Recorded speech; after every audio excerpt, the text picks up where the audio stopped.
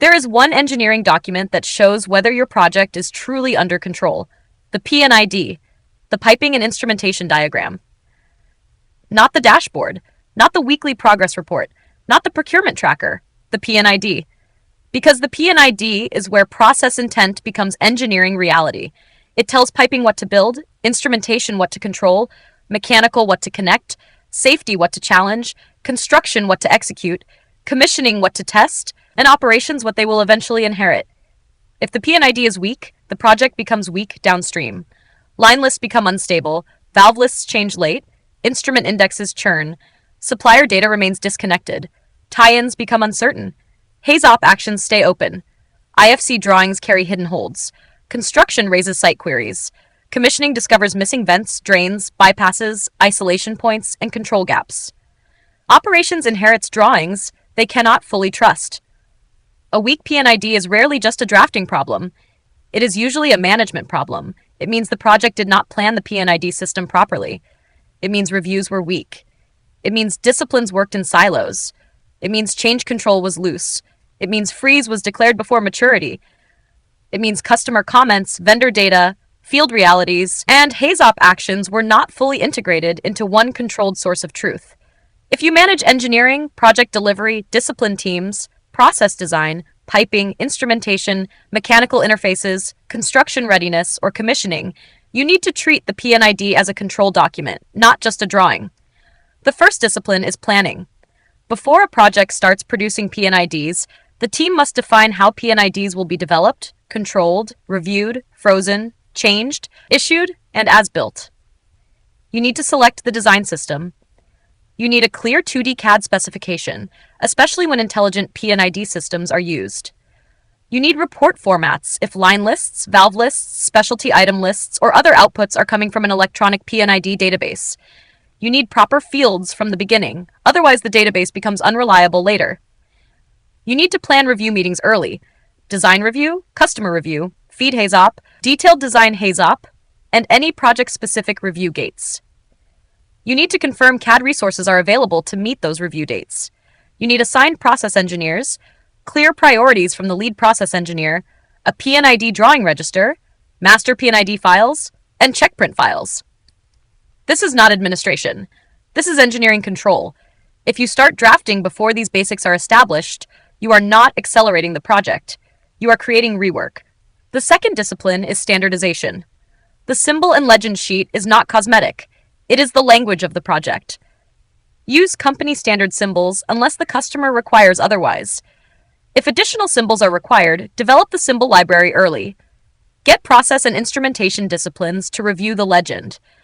Do not allow every office, vendor, workshare team, and discipline to use different graphical habits. A valve symbol must mean the same thing to process, piping, construction, and operations. An instrument bubble must follow agreed tagging logic. A specialty item symbol must be understood by engineering, procurement, and construction. Inconsistent symbols create interpretation risk. Interpretation risk becomes design risk. Design risk becomes field risk. The third discipline is identifying the P&ID scope correctly. For greenfield projects, identify the number of new P&IDs from the process flow diagrams and preliminary equipment list. Keep the drawings readable. One major equipment item per P&ID is often practical because it leaves room for instrumentation and piping detail.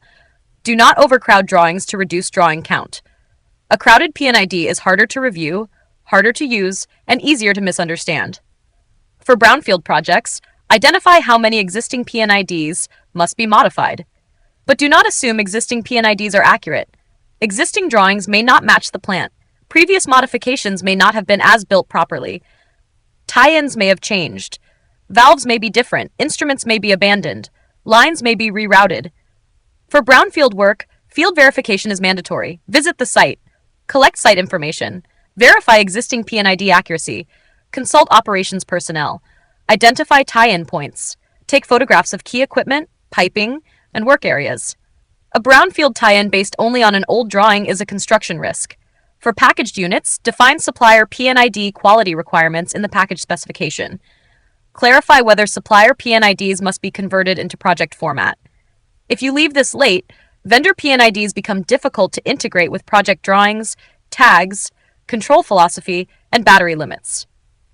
The fourth discipline is building strong P&ID skeletons. The early hand sketch or skeleton P&ID must show process equipment, major process lines, equipment names and numbers, vessel internals, continuations to other P&IDs, tie-in points where existing P&IDs are unavailable, notes, and holds.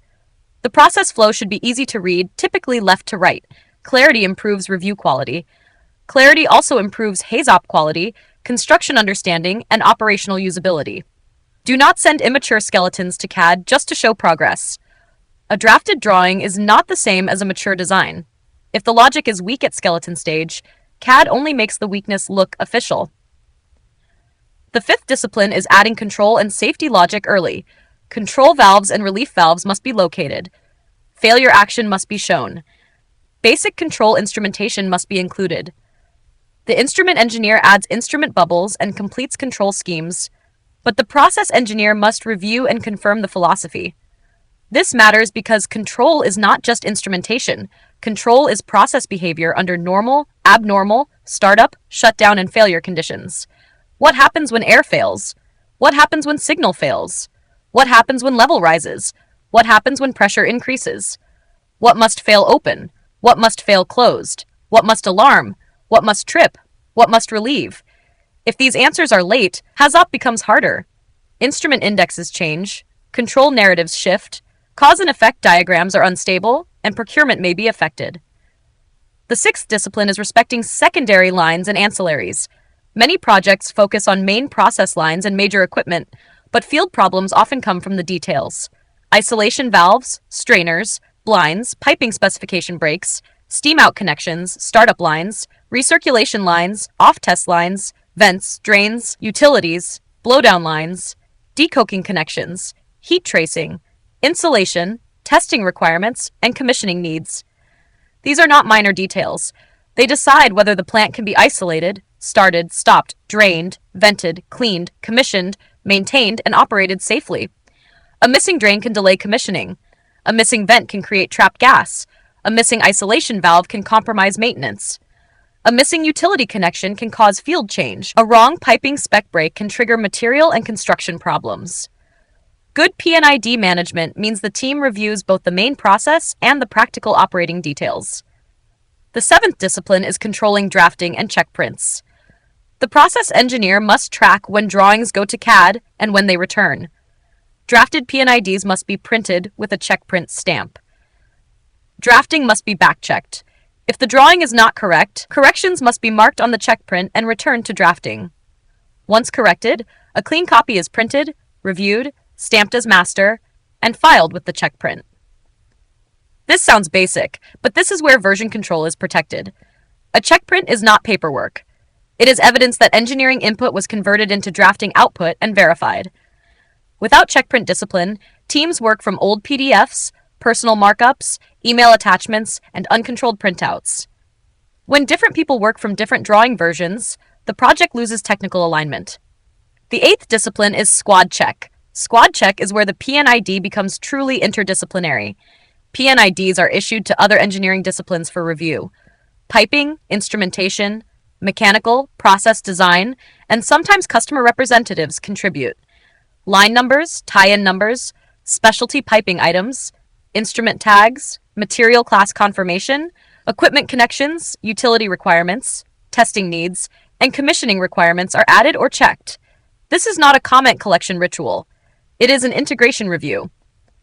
Piping must confirm line numbering, material class, tie-ins, and specialty items. Instrumentation must confirm tags, control schemes, and instrument interfaces. Mechanical must check connections to equipment and utility requirements. Process must confirm the technical philosophy. The lead process engineer must review the P&IDs by area. Squad check comments must be incorporated into the master P&IDs. Drawings must be up-revised properly. Clean copies must be signed off. The signed original must be stamped as master. Previous masters must be superseded but retained. The drawing register must be updated, and drawings must be issued to the project team through the document distribution matrix. If this process is loose, the P&ID becomes a collection of partial truths. The ninth discipline is design review. A design review must challenge the P&ID as an operating and constructible system. Does the drawing show the intended process? Are isolation points adequate? Are relief paths logical? Are controls clear? Are utilities complete? Are vents and drains sensible? Are tie-ins constructible? Are package boundaries clear? Are startup, shutdown, testing, commissioning, and maintenance requirements visible? Can this drawing support HAZOP? A design review should not be a passive page-turning exercise. Attendees should receive the P&IDs before the meeting. Comments should be marked on one controlled set. Comments must be incorporated into the master P&IDs. The drawing must be up-revised, redrafted, reviewed, and issued correctly. A review without controlled comment closure is not a review. It is a meeting. The 10th discipline is customer review. Customer review can provide early buy-in, operating input, site-specific knowledge, and acceptance alignment. But it must be managed. The project engineering manager must approve customer issue where required. Customer review may be combined with design review, but accepted comments must still be incorporated into the master P&IDs and the drawing revision advanced properly. Do not let customer comments live only in meeting minutes. If the comment is accepted, it must enter the controlled drawing. If it changes scope, safety, cost, schedule, procurement, or construction, the impact must be assessed. Customer input is valuable. Uncontrolled customer comment cycles are expensive. The 11th discipline is freezing P&IDs properly. Freeze is not a date. Freeze is a maturity condition. The project engineering manager and lead process engineer must agree when P&IDs contain sufficient detail to be frozen. Freezing too early creates excessive paperwork during later design development because every normal maturity change becomes a formal change. Before freeze, the P&ID should have sufficient process definition, control philosophy, relief and safety information, instrumentation maturity, line and valve detail, utilities, tie-ins, holds clearly identified, and major review comments resolved. Once frozen, changes must be tracked using a P&ID changelog KDCN, key document change notice, or a project-approved alternative. The purpose is to track design, safety, schedule, and cost impact. A frozen drawing without change control is not frozen, it is uncontrolled. The 12th discipline is KDCN control. After freeze, anyone who finds a discrepancy between project information and the P&ID must raise a key document change notice. This is important. Change control is not only the responsibility of process engineering. A P&ID change may affect piping layout, material takeoff, stress, instrument index, control narratives, cause and effect diagrams, equipment data sheets, vendor interfaces, procurement, construction work packs, commissioning procedures, and safety documentation. The KDCN must be reviewed, and the change must be incorporated into all affected documents. Ownership of affected documents will not always be with process engineering. This is where many projects fail. They update the P&ID, but forget the downstream documents. That creates inconsistency and rework. The 13th discipline is HAZOP integration. HAZOP, Hazard and Operability Study, is a structured qualitative technique to identify process hazards and operating problems. It should not be used to discover basic P&ID incompleteness. P&IDs must be issued to HAZOP attendees before the meeting. A HAZOP coordinator must arrange the review. Agreed HAZOP comments must be incorporated into master P&IDs using change control. Multiple HAZOP items on one P&ID may be covered by one KDCN, but the principle is the same. HAZOP actions must become controlled engineering updates. Do not close a HAZOP action only in an action tracker. If the action changes the design, the P&ID and all affected documents must change. If the action adds an alarm, update the relevant instrument and control documents. If it adds a drain, update piping. If it changes relief philosophy, update the safety basis. If it adds an interlock, update logic and cause and effect documentation. A HAZOP action is closed only when the engineering record reflects it. The 14th discipline is post-frozen development. After freeze, P&IDs may be issued for design. During detailed design, changes will happen. That is normal. What matters is whether they are controlled. KDCNs must be raised for required changes or discrepancies. Changes must be reviewed and incorporated into affected documents. P&IDs may be periodically redrafted when markups become crowded. A number of changes can be collected before drafting, but traceability must not be lost. Do not let markups become an informal parallel design system.